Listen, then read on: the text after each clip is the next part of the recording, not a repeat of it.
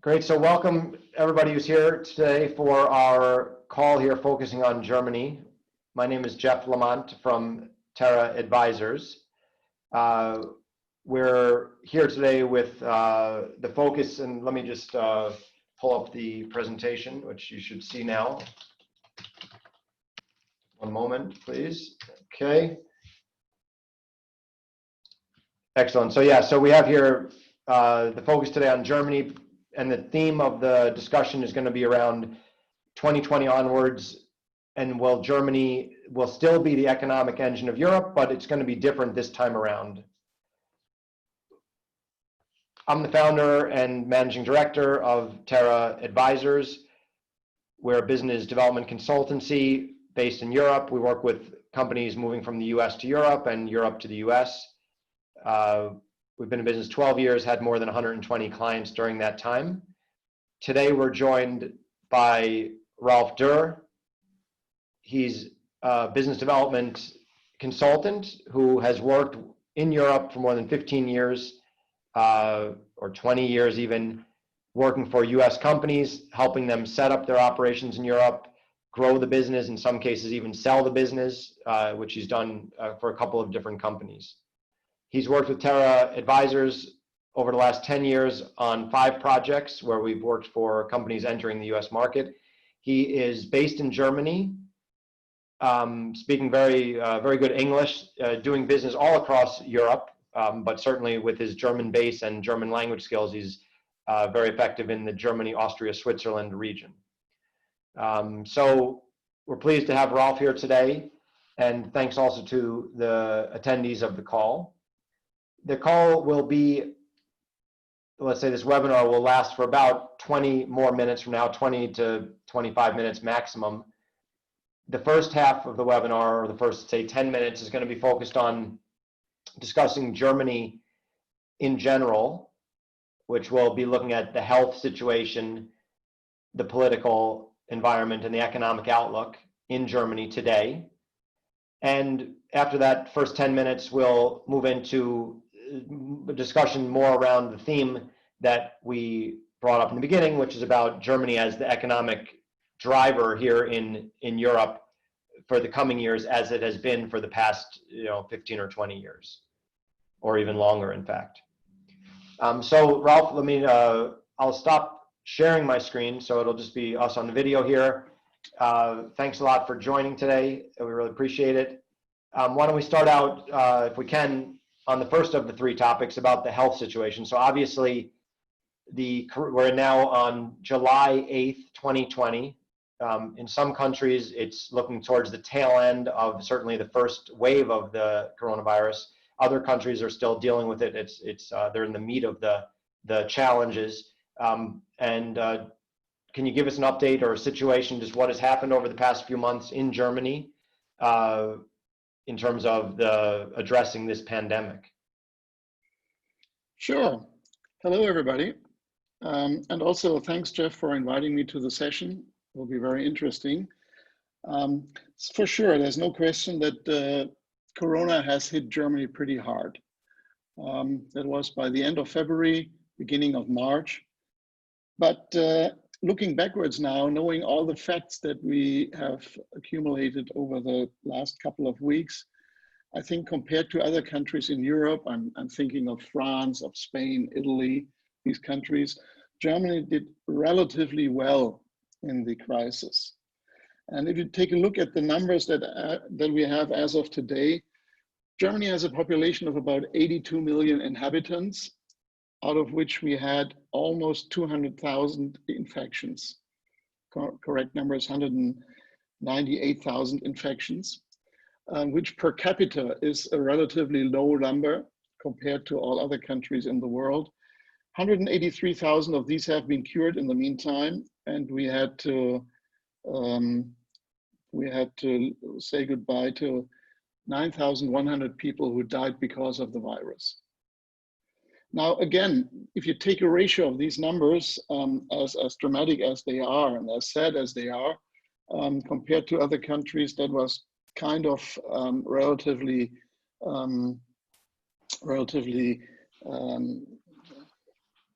help me here, Jeff. Yeah, low. Yeah, it's relatively low. I mean, compared to Yeah, other. relatively low number. And the question is, why is that? Why was Germany relatively low in the numbers? And I think there are basically two reasons for that. The coronavirus has hit a country with a well-managed and stable health system. I think we have in our country, if you take the number of hospital beds per capita or emergency rooms per capita, or even the respiratory, Yeah, the respirator, the ventilators. ventilators, exactly. Number, it's pretty high. Well, no question. I'm one of the market leader for this equipment is the company called Doerr in Lübeck, and obviously our hospitals were quite well equipped. But also, I think Germany has since many years a health system where, first of all, everybody is fully insured, whether you have an income or not. If you live in Germany, you are insured, and you get hospital treatment, and that should be almost equal to other people who have a better private insurance or something like that. But certainly that was a big advantage that we had. And the second major reason why I think it was relatively small in Germany is that the virus has hit a country with a stable government, political government. I'm talking about the Federal Republic of Germany, whose key political members acted in a very fast and decisive way. March 18, we had very unpopular decisions that we learned about, and inhabitants had to follow restrictions that nobody liked, but apparently they were effective, and they made possible that with a relatively low number of impacts, we could get through the crisis. It's not yet over. We still have around 6,000 infected people in Germany, but again, compared to 82 million, a relatively low number. Yeah. Yeah, so I mean, you touched on the political situation there. So, nothing happens in a vacuum. So what is the current political situation in Germany? Maybe just give us a short overview of the coalition government and how it's all set up. Yeah, we have in Germany since about 7 years what we call a big coalition between the Social Democrats and the Christ Democrats. And as in all coalitions, I think around the world, you usually have fights and struggle between the parties because everybody wants to look like the best party in the world. But fortunately enough, when the crisis started, we didn't see anything like that. There was no fight between the parties. They were focused, they were smart in analyzing the problems, smart enough to listen to the experts, medical experts, virologists, and make then decisions. And it was just, I think they were almost the best decisions they could have done for the country. So I think we were very lucky in that situation. And that, I think, also gave Germany the chance to not only focus on the problem in the health area, but also take a look at the economy very early in the crisis. Yeah, so that leads to our next topic on the economic sort of situation and the outlook. So I know that, the Germany is was already facing some challenges because the automotive industry with the automotive industry is struggling a little bit, and that's a big part of the German economy. So, I guess how does the political response and, or let's say the economic situation, what is it and what is the outlook? Yeah, I mean, the situation is that the crisis also occurred in Germany, in a country that had a stable and profitable financial situation over the last couple of years. For people who have followed that, and some of our attendees may have done business in the past here in this country, they may know that we were running the last couple of years with a black number down the line, which means we didn't lose money. We made money a little bit only, but at least it was a nice cushion that the government had produced that allowed us to start a big program to help the economy to recover. It's the biggest program in Germany ever. And just to give you some numbers, there were 350 billion euro in 2020 granted to help companies to recover, companies and organizations. In addition to the 350 billion, the government also gave loans of 820 billion.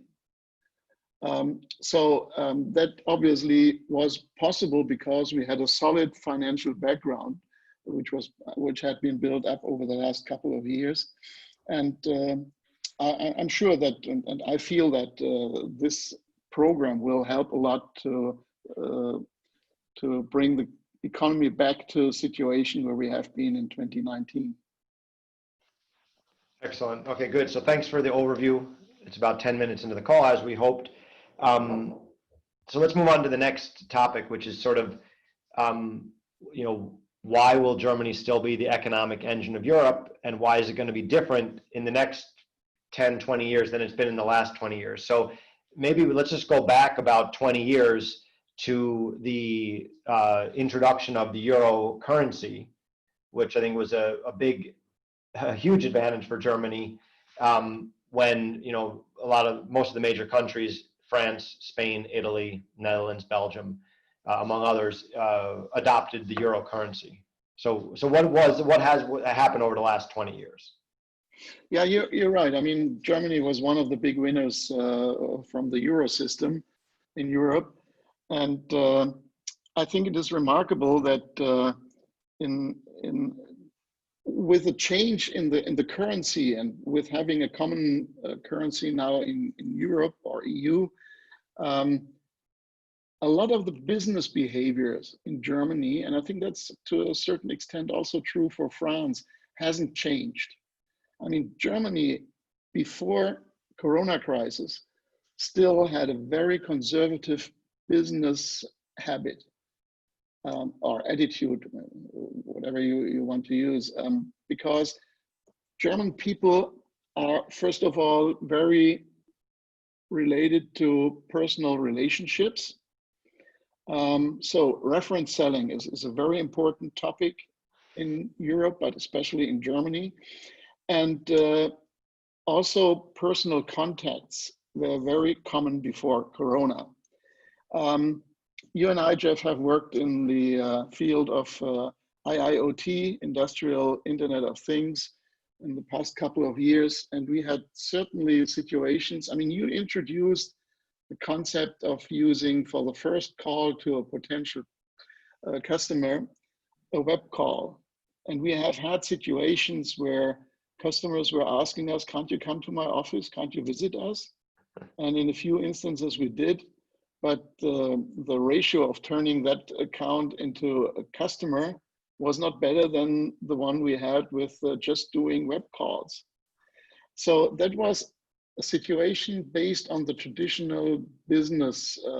You also need to understand, I mean, Germany is a small country. Between Hamburg and Munich, we have what, 800 miles, something like that. So, and Germany is also decentralized. So going from Frankfurt to Berlin or Hamburg or Munich, Stuttgart, whatever, doesn't take a full day. I mean, you can take a train to Munich and you're there in 2.5 hours. So it was possible. In the US, I think the situation was, if you had a customer in New York and your office was in San Francisco, you can't do a visit in a day and come back home. And there was a need to use web calls already before. Now, after Corona, I think it's a well accepted business method that you do with business partners web calls, even if they're only an hour away from you and from your position. So I think that is a major change, and that has been magnified also by the fact that a lot of people have been forced to work out of home. In other words, using home offices, which was also not a very accepted thing. And this may have dramatic impact on the European economy. I would expect that a lot of companies will allow, once we have killed Corona completely, I think a lot of companies will allow their employees still to use home office for a certain number of days per week, which lowers the traffic, which also may reverse the trend that everybody is moving into the big cities. big cities is the place where you need to be if you want to have a good job. But if you have a chance to work 3 or 4 days out of your home office, you can live outside the city in a nice environment. And that will also have a dramatic impact on rent and real estate prices, especially in the big cities. Yeah. I mean, so one thing that's clear to anyone who's been traveling in Europe, if you go down to the last 15 years, if you go to Spain or if you go to Italy, all the white goods, the kitchen appliances and everything else are German companies, Bosch, Siemens, and so forth.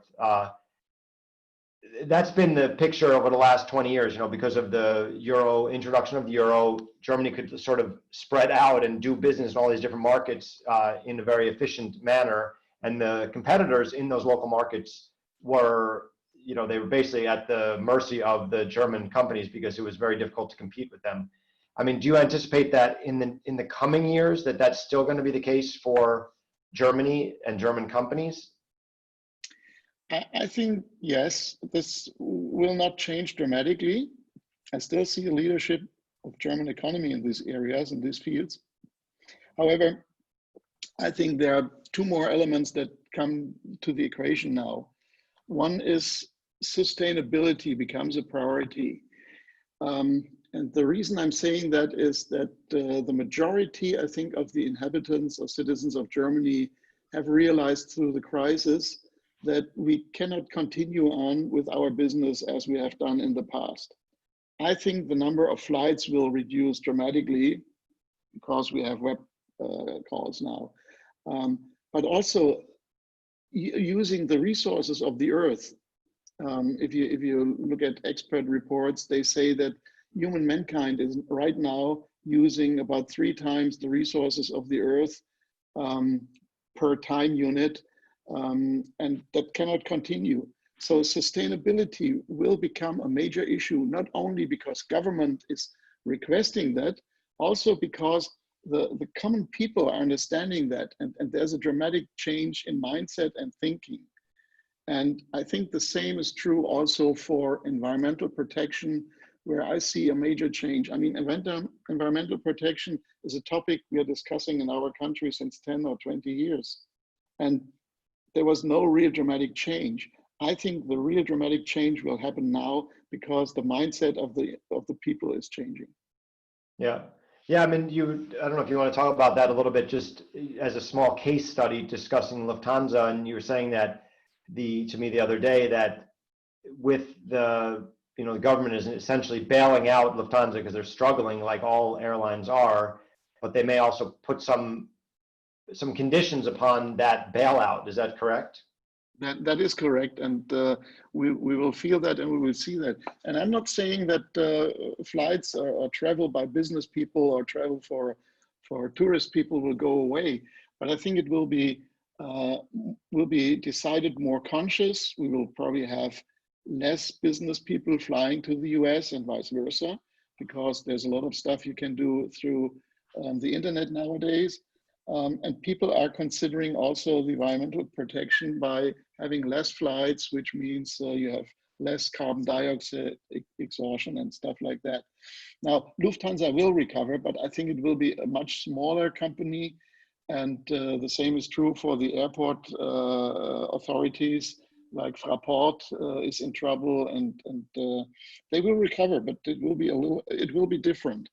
And while Germany had that very traditional conservative business behavior, the change going to more digital business style, I think has a higher impact in Germany than it will be, for example, in the US, because that was a common procedure already 5 or 10 years ago.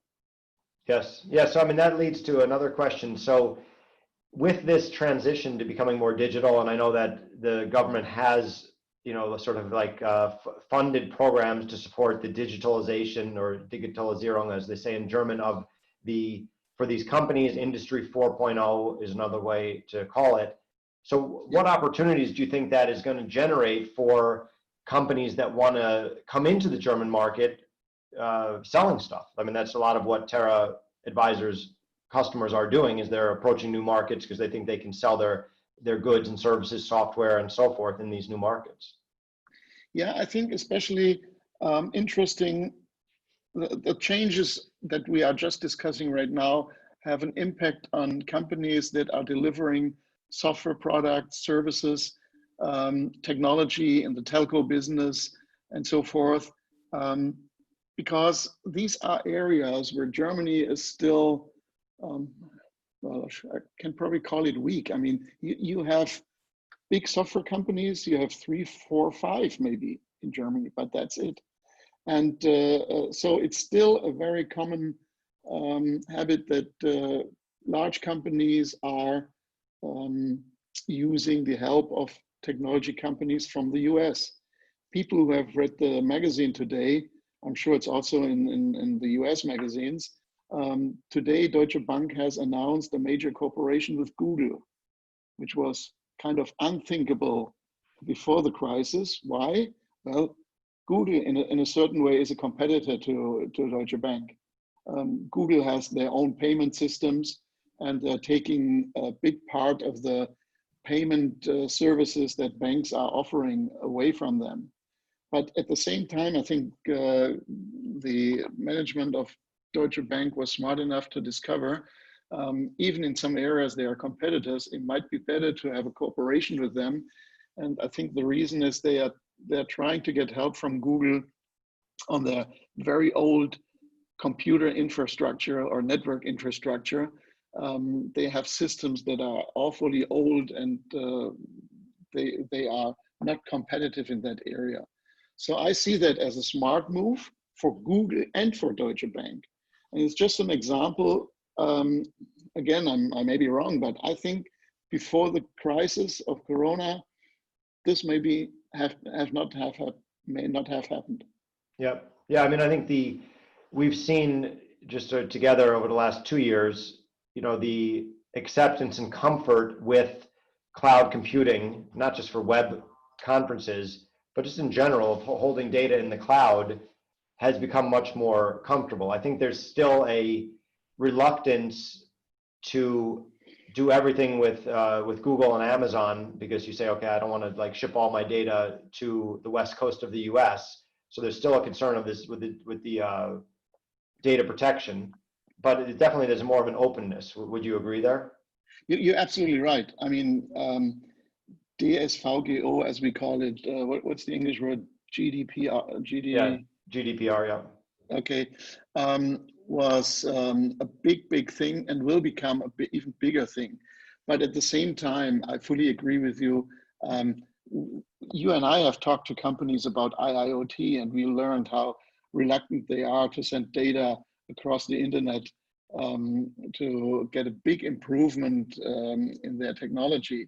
I think even the older CEOs and CFOs of larger companies will change their mind now, having seen that, having experienced. I mean, they all have been in multiple web conferences with multiple attendees and have seen that this is possible without risking the security of their data.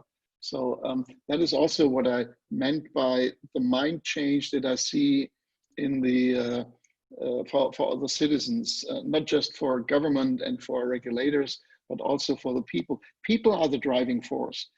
They have to decide what needs to be done.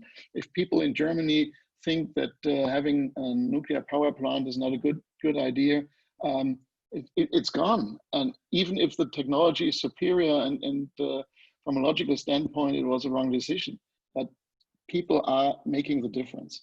Yeah. So let's go we have just a couple minutes left. Final question, it's 2-part. If you could say one, for companies entering the German market, one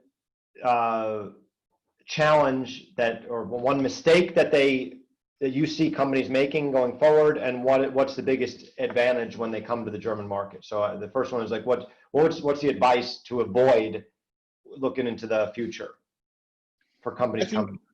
I think it is important that the timing is right, and also that you select the right people.